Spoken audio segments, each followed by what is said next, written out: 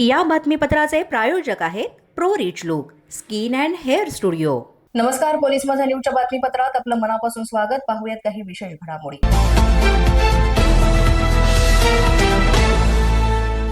नाशिक शहरातील मंदिरांना लक्ष्य करून दानपेट्या फोडणाऱ्या सराईत चोरट्यांना जेरबंद करण्यात गुन्हे शाखा युनिट 2 ला यश मिळालंय.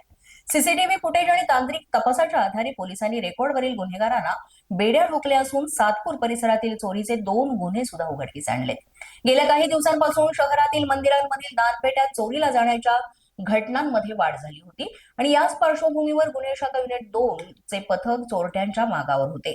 सीसीटीव्ही फुटेजच्या आधारे तपासाची चक्र फिरवत असताना सहाय्यक पोलीस निरीक्षक गुलाब सोनार आणि पोलीस उपनिरीक्षक मुख्तार खान पठाण यांच्या पथकाला संशयित आरोपी अंबड MIDC परिसरातील फ्रेश बेकरी जवळ येणार असल्याची माहिती मिळाली आणि त्यानुसार सापळा रचून पोलिसांनी रितेश सुपर आणि त्याच्या साथीदाराला ताब्यात घेतलं. ही महत्वपूर्ण कामगिरी गुन्हे शाखा युनिट 2 चे प्रभारी अधिकारी सहाय्यक पोलीस निरीक्षक हेमंत तोडकर, सहाय्यक पोलीस निरीक्षक डॉक्टर समाधान हिरे यांच्या मार्गदर्शनाखाली पोलीस उपनिरीक्षक मुख्तार खान पठाण, सहाय्यक पोलीस निरीक्षक गुलाब सोनार, शंकर काळे, विलास गुंडे, सुनील आहेर, चंद्रकांत गवळी आणि वाल्मिक चव्हाण यांच्या पथकानं केली आहे.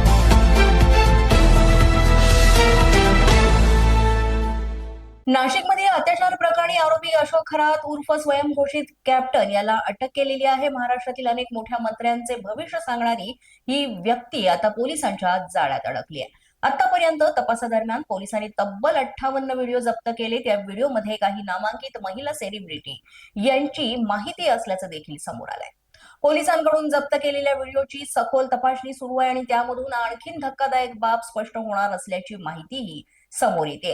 येणाऱ्या काळातही अनेक धक्कादायक खुलासे होण्याची शक्यता आता नाकारता येत नाही. याबाबतचा अधिकचा तपास सुरू आहे.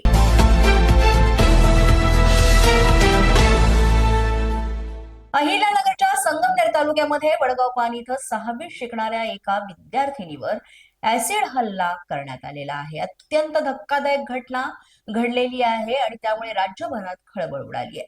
शाळा सुटल्यानंतर ही विद्यार्थिनी घरी निघालेली होती. अज्ञात व्यक्ती तिचा पाठलाग करत होता. पत्ता विचारण्याच्या बहाण्यानं त्यानं तिला गाठलं आणि चेहऱ्यावर ऍसिड फेकून त्यानं तिथून पळ काढला. ऍसिडनं चेहरा पूर्ण पोळलेला होता.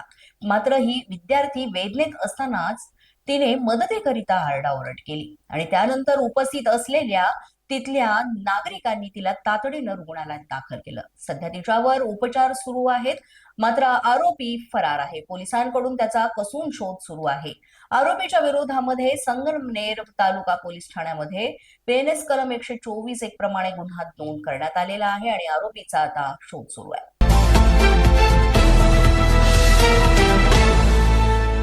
पोलीस माझा न्यूजच्या बातमीपत्रात वेळ झाले का छोट्याशा विश्रांतीची. पाहत रहा पोलीस माझा. या बातमीपत्राचे प्रायोजक आहेत pro rich look skin and hair studio. विश्रांतीनंतर पुन्हा एकदा पोलीस माझा न्यूजच्या बातमीपत्रात आपलं मनापासून स्वागत. अहिल्यानगरमध्ये बनावट दिव्यांग प्रमाणपत्र प्रकरणामध्ये मोठी कारवाई करण्यात आली. दिव्यांग प्रमाणपत्राच्या आधारे नोकरी किंवा नोकरीच्या सवलती घेणाऱ्या 15 कर्मचाऱ्यांना जिल्हा परिषदेनं निलंबित केलंय. यामध्ये शिक्षण आणि आरोग्य विभागातील कर्मचाऱ्यांचा समावेश आहे.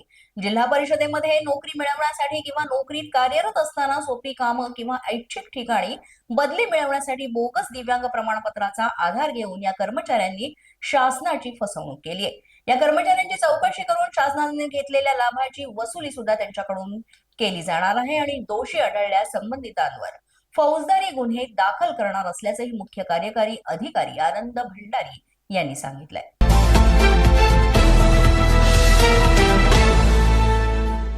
पुण्यामध्ये परीक्षा केंद्रावरील गैरप्रकारांवर आता बारकाईनं लक्ष असणार आहे.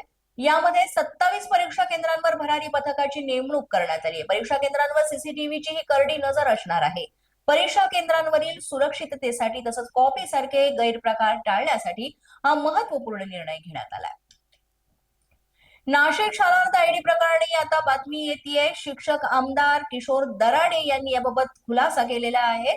मुलांनी नोकरीसाठी पात्रता पूर्ण केल्याचा दराडे यांनी दावा केलेला आहे. जाणीवपूर्वक बदनामी करण्याचा हा प्रयत्न असल्याचा आरोप सुद्धा दराडे यांनी केलाय.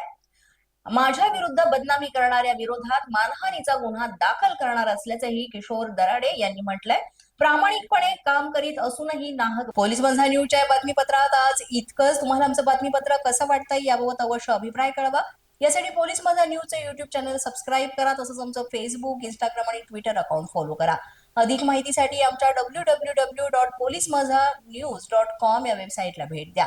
आमचे अधिकृत प्रतिनिधी व्हायचं असेल तर स्क्रीनवर दिलेल्या क्रमांकांवर आजच संपर्क साधा. आजच्या बातमीपत्रात इतकंच. पुन्हा भेटूया पुढील बातमीपत्रात. तोपर्यंत पाहत रहा पोलीस माझा न्यूज.